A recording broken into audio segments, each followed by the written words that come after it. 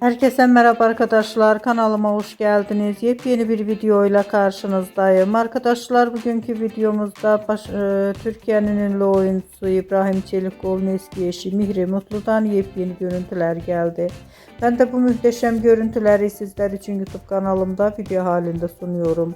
Umarım beğenirsiniz. Arkadaşlar videomu beğendiyseniz kanalımı izlemeyi ve bildirim butonuna basmayı unutmayın. Şimdilik benden bu kadar olsun. Yeni videomuzda görüşmek üzere. Hoşça kalın.